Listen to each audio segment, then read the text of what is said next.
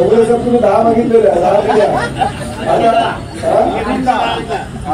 इलेक्ट्रिकच्या 10 अजून मागणी आता उपनेते मी साधा मंत्री आहे उपनेत्याची मागणी मान्य करायला लागेल। आता काय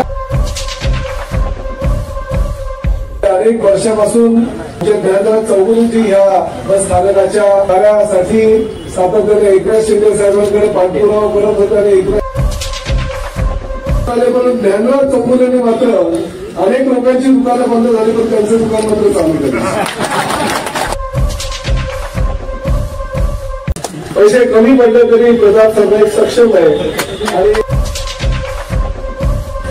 पराभव आल्यानंतर सुद्धा आपल्या मतदारसंघासाठी आपल्या जिल्ह्यासाठी आपल्या शहरासाठी जो झटतो तो शेवटपर्यंत कार्यकर्ता म्हणून आणि सच्चा शिवसैनिक म्हणून।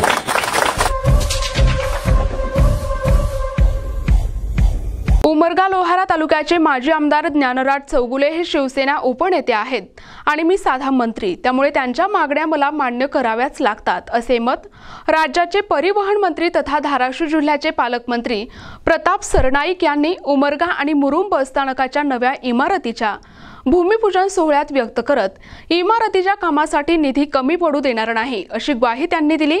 नेमकं काय म्हणालेत प्रताप सरनाईक पाहुयात सविस्तर वृत्त। शनिवार दिनांक 19 जुलै रोजी राज्याचे परिवहन मंत्री तथा जिल्ह्याचे पालकमंत्री प्रताप सरनाईक यांच्या शुभ हस्ते हा भूमिपूजन सोहळा मोठ्या थाटामाटात संपन्न झाला। दरम्यान तत्कालीन मुख्यमंत्री एकनाथजी शिंदे साहेब यांच्याकडे सातत्याने पाठपुरावा करून उमरगा आणि मुरुम बस स्थानकासाठी प्रत्येकी 5 कोटी रुपयांचा निधी मंजूर करून घेतला होता। आज प्रत्यक्षात या कामांना सुरुवात झाल्याबद्दल समाधान आहे असे मत शिवसेना उपनेते ज्ञानराज चौगुले यांनी NTV न्यूज मराठीशी बोलताना व्यक्त केले। या भूमिपूजन सोहळ्यात माजी खासदार प्राध्यापक रवींद्र गायकवाड, राष्ट्रवादी काँग्रेस पार्टीचे सुरेश बिराजदार, आमदार प्रवीण स्वामी, युवा सेना विभागीय निरीक्षक किरण गायकवाड, निरीक्षक बाजीराव चव्हाण, विभाग नियंत्रक विनोद कुमार भालेराव, युवती सेना निरीक्षक ॲडव्होकेट आकांक्षाताई चौगुले, शिवसेना जिल्हा प्रमुख मोहन पणुरे, सचिन जाधव, बळीराम सुरवसे, सामाजिक कार्यकर्ते बाबा जाफरी, भाजपचे सिद्धेश्वर माने, आगार प्रमुख प्रसाद कुलकर्णी आदी मान्यवर उपस्थित होते। या सोहळ्याचे सूत्रसंचालन संजय कोथळीकर यांनी केले।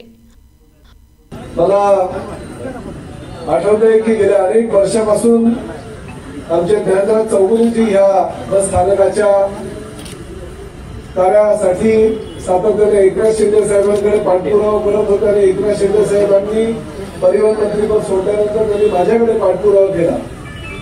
आमदार नसले तरी ह्या भागातील सर्वसामान्य जनतेच्या समस्या कशा सुटल्या जातील, कशा सोडवल्या जातील त्यासाठी सातत्याने प्रयत्नशील असणारे आमचे सहकारी म्हणून ज्ञानराज चौगुलेंची ओळख आपल्या सगळ्यांना परिचित आहे। विधानसभेच्या निवडणुका झाल्या, आमचे मित्र स्वामी या ठिकाणावर निवडून आले पण ज्ञानराज चौगुलेंनी मात्र अनेक लोकांची दुकानं बंद झाली पण त्यांचं दुकान मात्र चालू केलं। कार्यकर्ता असावा तर असा ठीक आहे, राजकारणामध्ये जय विजय पराभव आणि विजय हा होतच असतो, परंतु सर्वसामान्य जनतेची नाळ लुटलेला एखादा कार्यकर्ता पराभव आल्यानंतर सुद्धा आपल्या मतदारसंघासाठी आपल्या जिल्ह्यासाठी आपल्या शहरासाठी जो झटतो तो शेवटपर्यंत कार्यकर्ता म्हणून आणि सच्चा शिवसैनिक म्हणून। मी कधी कधी या धाराशिव जिल्ह्याचा पालकमंत्री म्हणून मला अभिमान वाटतो। एवढी चांगलं लोक या जिल्ह्यामध्ये आहेत, एवढी वर्ष मला शिंदे साहेबांनी या जिल्ह्यापासून का लांब ठेवलेला असा प्रश्न मला कधी कधी ज्ञानराज चौगुले आज उमरगा बस स्थानकाचं आणि आगाराचं निवासस्थान एकूण क्षेत्रफळ हे 2 हेक्टर आहे। जागेचा ताबा हा 20/11/1970 साली मिळालेल्या बस स्थानक बांधकामाचं 1918 बांधकाम हे जे जुनं आहे 1971च आहे आणि आता 25/6/2025 ला जी रक्कम आता मंजूर झालेली आहे ती 3,39,00,000 आहे। प्रशासकीय मदत 5 कोटी आहे। मला कल्पना आहे की या ठिकाणी मला ज्ञानराज चौगुलेने आमंत्रण दिलं, याचा अर्थ जर काही पैसे कमी पडले तर प्रताप सरनाईकांच्या माध्यमातून परिवहन मंत्री आणि अशा भूमिपूजनाच्या कार्यक्रमाला आता हे रेकॉर्डिंग सगळं चालू आहे। मी असंही बोलणार आहे की चौगुले साहेब काय काळजी करू नका, पैसे कमी पडले तरी प्रताप सरनाईक सक्षम आहे आणि 5 कोटीला अजूनही काही जास्त निधी जरी लागला तरी काही नाही. बस स्थानकाचं जर तुमचं स्वप्न आहे तर स्वप्न पूर्ण झाल्याशिवाय राहणार, कारण हे स्वप्न तुमचं नाही, हे तुमच्या मतदारसंघातल्या तुमच्या सर्वसामान्य जनतेचं हे स्वप्न आहे आणि ते स्वप्न पूर्ण करण्याची जबाबदारी परिवहन मंत्री म्हणून माझी आहे. मी निश्चितपणे ती जबाबदारी घेतलेली आहे. अजून आज भरपूर काही कार्यक्रम आहे, परंतु मला कल्पना नव्हती. मला वाटतं असंच आता आमचे 5-25 कार्यकर्ते असतील नारायण म्हणायचं जायचं, पण इकडे आज जनसमुदाय बघून असं वाटतं की नाही, तुम्ही एसटीवर प्रेम करणारी माणसं, लाल परीवर प्रेम करणारी माणसं. आता 6 महिने जरी झाले मला एसटी महामंडळाचा अध्यक्ष आणि परिवहन मंत्री म्हणून, परंतु तुम्हाला एक गोष्ट मी अभिमानाने सांगतो, फक्त वर्ष ते 1.5 वर्ष थांबा. तुम्हाला इकडे एसटी चालू करा, तिकडे एसटी चालू करा, या एसटी कर्मचाऱ्यांचे प्रश्न आहे ते सोडवा, असं बोलायची संधी मी देणार नाही. आमचे एसटी कर्मचारी बिचारे अहोरात्र परिश्रम करून मेहनत करून सर्वसामान्य प्रवाशांना इच्छित स्थळी पोहोचवण्याचं पुण्याचं काम ते करतात. आज आषाढी एकादशीच्या निमित्तानं आम्ही जवळजवळ ह्या 20 ते 25 हजार आमचे कर्मचारी आणि अधिकारी हे त्या पंढरपुरामध्ये झटत होते आणि आमच्या विठुरायाच्या दर्शनासाठी जी लोक येत होती त्यांच्या दर्शनाचा लाभ घेऊन त्यांना इच्छितस्थळी पोहोचवण्याचं पवित्र काम दरवर्षीप्रमाणे आमच्या एसटी महामंडळाचे कर्मचारी करत होते. या ठिकाणी त्यापैकी कोणी असेल तर त्यांचंही मला माझं अभिनंदन करतो, शुभेच्छा देतो. कोणी होतं का तुमच्यापैकी? होते ना? जेवण वगैरे होतं ना? मला काय झालं की तो कार्यक्रम होता आणि कार्यक्रमाला मी गेलो पंढरपूरला सगळं बघायला.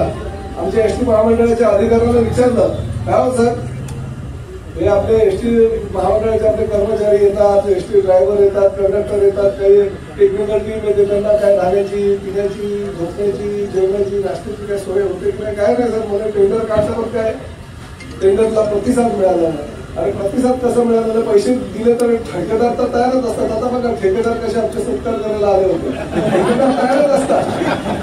हे काय घ्यायला आलं? तुम्ही काहीतरी चुकी द्या असेल, 2 रुपयाची गोष्ट जर तुम्ही स्पेशल मागितली असेल तर ठेकेदार कसा नाही? 2 रुपयाची गोष्ट 2 रुपयातच द्यायला पाहिजे. परंतु ठीक आहे, मी सांगितलं आता काही टेंडर काढायची गरज नाही. आमच्या 20 ते 22 हजार कर्मचाऱ्यांचा जो काही 3 दिवसाचा जेवण खाण्याचा खर्च होईल तो प्रताप सरनाईक स्वतःच्या खिशातून. आणि एक गोष्ट म्हणणार नाही, सातत्याने जोपर्यंत आषाढी एकादशीची वारी चालू राहील आयुष्यभर, तोपर्यंत हा प्रताप सरनाईक त्या सगळ्या आमच्या आमच्या अनेक कार्यकर्त्यांनी मागणी केली होती. तुम्हाला बसेस मिळाले ना? 10 बसेस 10 मिळाले ना? काँग्रेस तुम्ही 10 मागितलेल्या, 10 दिल्या. आता इलेक्ट्रिकच्या अजून मागणी आता उपनेते, मी साधा मंत्री आहे, उपनेत्याची मागणी मान्य करायला लागेल. आता काय स्वामी पण आमचे मित्रच आहेत. आता तुम्ही माझी आणि आजी आमदार हे दोघं एकदम मस्त खेळी मैत्रीमध्ये काम करत असतात. मला आनंद आहे. जय पराजय, मी मगाशी तेच सांगितलं की जय पराजय हा शेवटी मतदार तुमच्या हातामध्ये असतो, परंतु शेवटी निवडणुका झाल्यानंतर एकत्रितपणे आपल्या मतदारसंघाची सेवा, आणि माझी आमदार असू द्या किंवा आजी आमदार असू द्या, एकत्रितपणे काम करणारी लोक जेव्हा समोर दिसतात तेव्हा आम्हालाही बरं वाटत असतं. प्रतिनिधी सचिन बिद्री, NTV न्यूज मराठी, उमरगा, धाराशिव.